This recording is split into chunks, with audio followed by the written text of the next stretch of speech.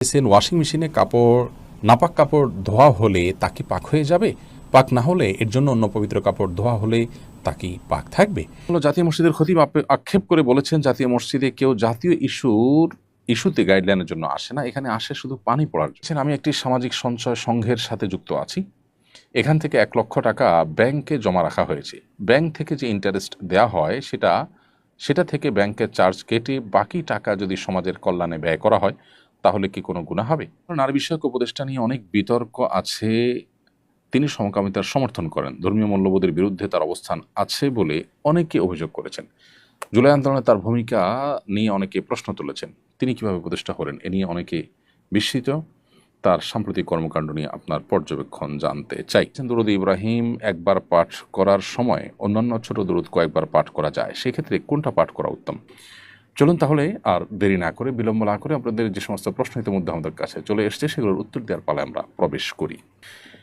এরপরে প্রশ্ন হলো, জাতীয় মসজিদের খতিব আক্ষেপ করে বলেছেন, জাতীয় মসজিদে কেউ জাতীয় ইস্যুতে গাইডলাইনের জন্য আসে না, এখানে আসে শুধু পানি পড়ার জন্য। আপনি তার আক্ষেপের সঙ্গে একমত কিনা? একটি মুসলিম সংখ্যাগরিষ্ঠ রাষ্ট্রে জাতীয় মসজিদের ভূমিকা কী হওয়া উচিত বলে আপনি মনে করেন? খুবই গুরুত্বপূর্ণ প্রশ্ন এবং সময়তে খতিবের সাথে শতভাগ সহমত পোষণ করছি এবং তাকে ধন্যবাদ জানাই এরকম চমৎকার একটি কথা বলবার জন্য। জাতীয় মসজিদের খতিবকে জাতীয় ইস্যুগুলোতে ডাকা উচিত, তার মতামত নেওয়া উচিত।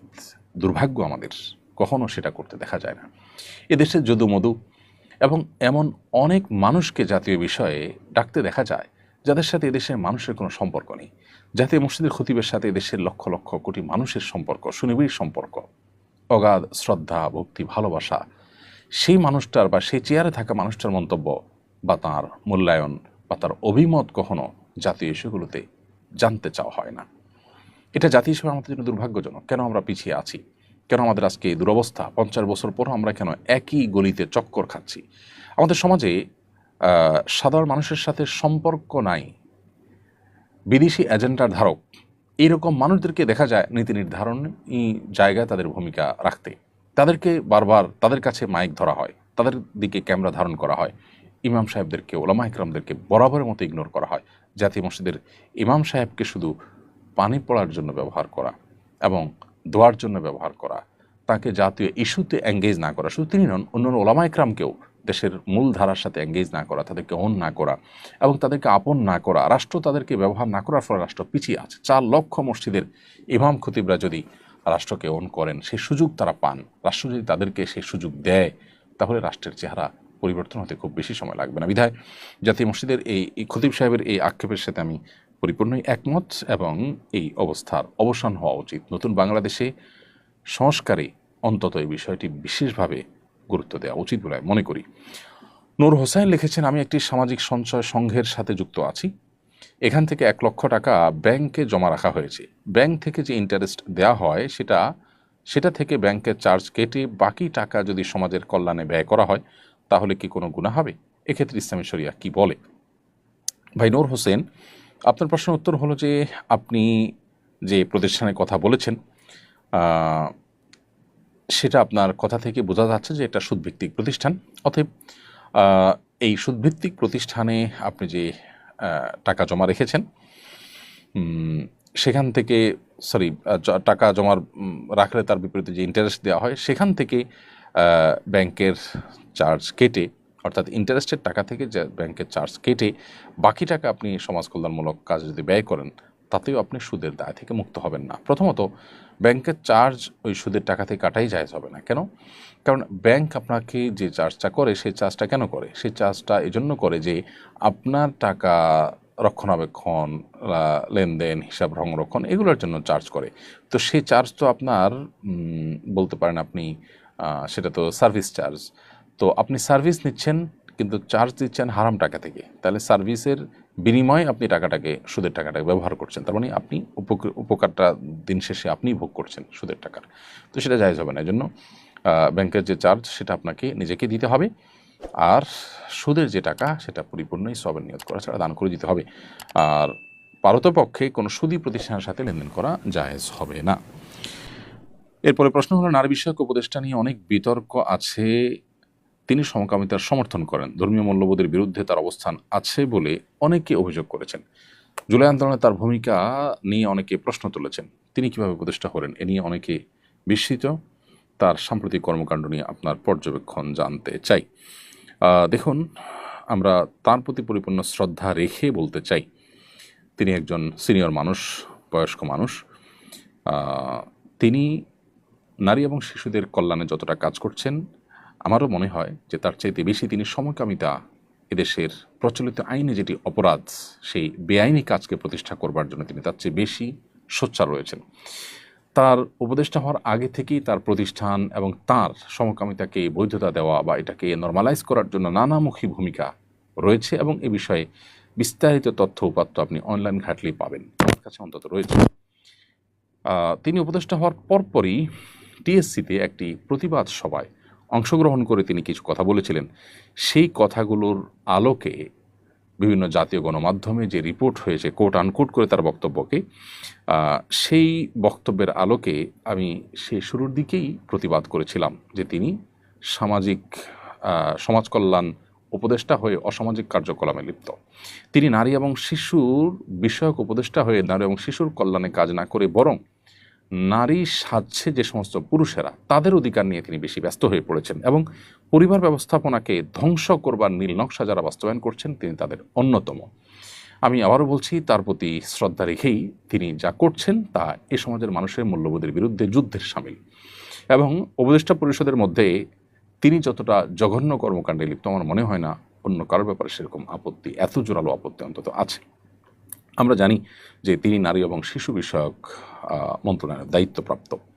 নারী এবং নারী বিষয়ক যে সংস্কার কমিশন হয়েছে সেটা নিয়ে যত বিতর্ক হয়েছে, সেটা আমাদের ধর্মীয় মূল্যবোধ পরিপন্থী, শুধু মুসলিম নয়, সকল ধর্মের দেশের মানুষের বিরুদ্ধে যতটা অবস্থান নিয়েছে, যতটা ন্যাক্কারজনক দৃষ্টান্ত স্থাপন করেছে তাদের প্রস্তাবনাগুলো, বেশিরভাগ প্রস্তাবনাগুলো, সেটা আমাদের সবারই কম বেশি জানা। তো আমার মনে হয় যে উপদেষ্টা এই সব কিছুর দায়ভার, বিশেষ করে তার কৃতকর্মের দায়ভার তার উপরে বর্তায়।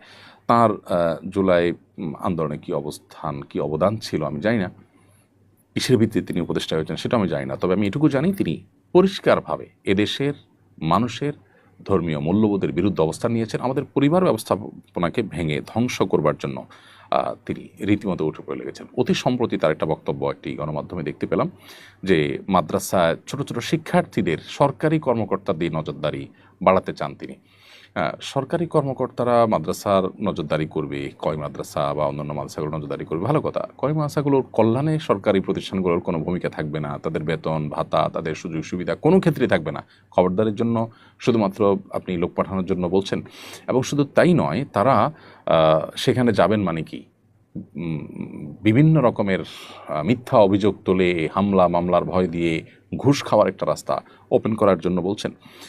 তিনি পর্নোগ্রাফি নিয়ে মন্তব্য করতে বলেছেন, তিনি অবশ্য সমালোচনা করে পর্নোগ্রাফির একটা পর্যায়ে বলেছেন যে একটা বয়স থাকা উচিত পর্নোগ্রাফি দেখার। কেন বয়স থাকা উচিত? পর্নোগ্রাফি থাকাই তো উচিত না। পর্নোগ্রাফি আমাদের কি কল্যাণ বয়ে আনে, এই সমাজের কোন কল্যাণটা বয়ে আনে?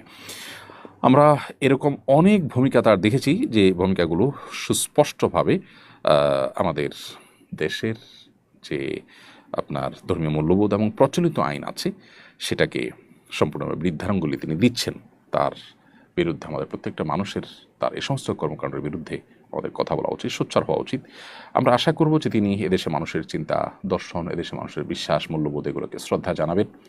এদেশে মানুষের মূল্যবোধের প্রতি অশ্রদ্ধা করে এদেশের মানুষের উপরে বাহিরের কোনো এজেন্ডা বাস্তবায়ন করলে সেটি হবে সবচেয়ে দুর্ভাগ্যজনক। জুলাই আন্দোলনে যারা শহীদ হয়েছেন তাদের প্রতি সবচেয়ে বড় বিশ্বাসঘাতকতা হবে এই ধরনের কর্মকাণ্ড। আমি আশা করব তিনি জিনিসটাকে উপলব্ধি করবেন। এদেশে তাকে ক্ষমতায় বসিয়েছেন যারা, তাদের উল্লেখযোগ্য অংশ ধার্মিক মানুষেরা।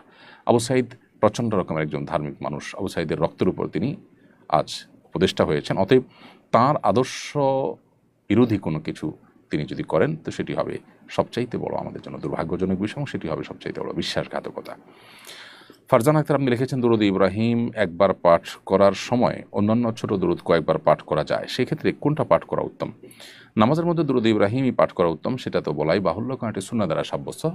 একটি সুন্নাহ অসংখ্য নফলের চাইতে শ্রেষ্ঠ, অর্থাৎ সুন্নাহ নয় এরকম সাধারণ নফলের চাইতে সুন্নাহ অনেক বেশি গুরুত্বপূর্ণ। বিধায় দুরুদ ইব্রাহিম পড়তে হবে, কারণ নবী করিম সাল্লাল্লাহু আলাইহি ওয়াসাল্লাম নামাজে আমাদেরকে এটি পাঠ করার শিক্ষা দিয়েছেন।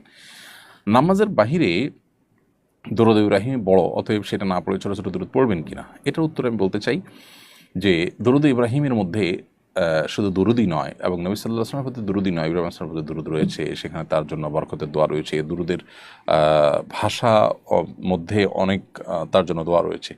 আপনি দুরুদ যত ছোট হবে সেখানে দোয়ার ভাষাও তত ছোট হবে।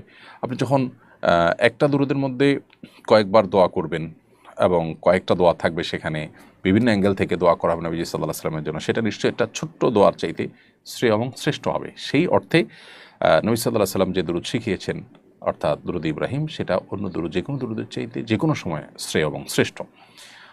এটা ঠিক যে নবী সাল্লাল্লাহু আলাইহি ওয়াসাল্লাম বলেছেন, মান সাল্লা আলাইহি মাররাতান সাল্লাল্লাহু আলাইহি আশারা, কেউ যদি আমার প্রতি একবার দুরুদ পাঠ করে তার প্রতি আল্লাহ তাআলা 10 বার রহমত নাজিল করবেন। সে অর্থে দুরুদ ইব্রাহিমকে পড়ার চাইতে ছোটো ছোটো দুরুদ যদি হাদিসে বর্ণিত হয় সেগুলো কয়েকবার পড়া উত্তম, আর যদি হাদিসে বর্ণিত না হয় তাহলে হাদিসে বর্ণিত দুরুদ অন্য সাধারণ দুরুদের চাইতে উত্তম, সেটা বলার অপেক্ষা রাখে না। এরপর শফিউল্লাহ মাহবুব জানতে চেয়েছেন, ওয়াশিং মেশিনে নাপাক কাপড় ধোয়া হলে তা কি পাক হয়ে যাবে? পাক না হলে এর জন্য অন্য পবিত্র কাপড় ধোয়া হলে তা কি পাক থাকবে? অটোমেটিক যে ওয়াশিং মেশিনগুলো আছে সে ওয়াশিং মেশিনগুলোতে আমি যতটুকু জানি যে সেগুলোতে একদিক থেকে পানি আসে, আরেকটা পাইপ দিয়ে পানি চলে যায়, পানি এসে ভরে যায়, এরপরে ধোয়া হয়, তারপর পানি চলে যায়, আবার পানি আসে, এভাবে 3 বার হয়। যদি 3 বার এভাবে হয়ে যায় ইনশাআল্লাহ বিদিনিল্লাহ কাপড় পবিত্র হয়ে যাবে। যদি আমার জানার ভুল থাকে তাহলে সেক্ষেত্রে ভিন্ন বিষয় হবে। আপনাকে আগে দেখতে হবে যে এই কাপড়গুলোর মধ্যে যে পানি আসছে শুধুমাত্র পানি এসে সে পানিগুলাই ঘুরছে কিনা। যদি সে পানিগুলো ঘুরে, যেমন নর্মাল যে ওয়াশিং মেশিন আছে সেগুলোর কথা আমরা বলতে পারি, তাহলে সেক্ষেত্রে সেখান থেকে তুলে আলাদা পানিতে ধুইতে হবে।